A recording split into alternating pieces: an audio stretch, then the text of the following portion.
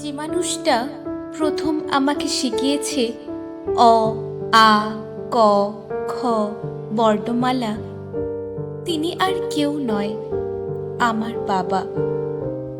যে মানুষটা প্রথম আমাকে বৃক্ষকে গাছ বলতে শিখিয়েছে, মাটিকে বন্ধু বলতে শিখিয়েছে, গনগনে সূর্যের সামনে একা দাঁড়ানোর কৌশল শিখিয়েছে, কোনো এক নদীর সাথে পরিচয় করে দিয়ে বলেছে এর নাম মধুমতি, পেরুতে হলে ঢেউয়ের সাথে লড়তে হবে, বুকের ছাতি চওড়া করে ভাসতে হবে, তিনি আর কেউ নয়, আমার বাবা।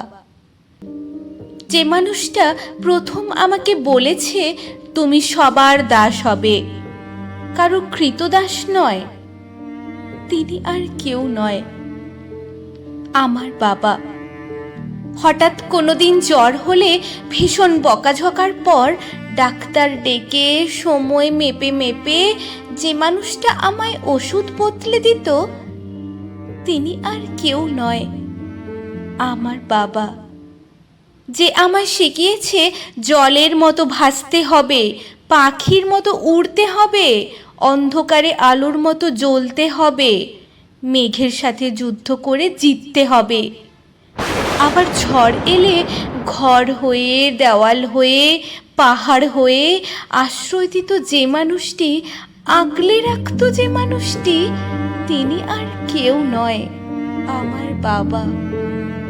আমি পড়তে না বসলে বইগুলো সব ছুঁড়ে ফেলে তোর দ্বারা কিচ্ছু হবে না বলে গালি দিত যে মানুষটি, আবার আমি পড়তে বসলে বাজার থেকে 2-1 টাকা খরচ করে চকলেট কিনে জানালা দিয়ে হাত বাড়িয়ে ধরিয়ে দিত যে মানুষটি, তিনি আর কেউ নয়, আমার বাবা। পাথর তোলার কাজে একদিন ভীষণ রেগে আমায় ডেকে বলল, বাবা তুল তো এটা। আমি তখন কেঁদে ফেলি, বাবা পারছি না তো।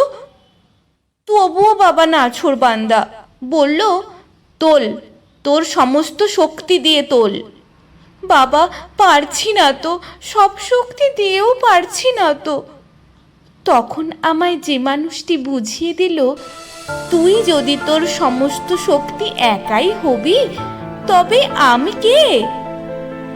তিনি আর কেউ নয়, আমার বাবা। তখন থেকে অর্ধেক আমি, বাকি অর্ধেক যে মানুষটি, তিনি আর কেউ নয়, আমার বাবা, আমার বাবা, আমার বাবা।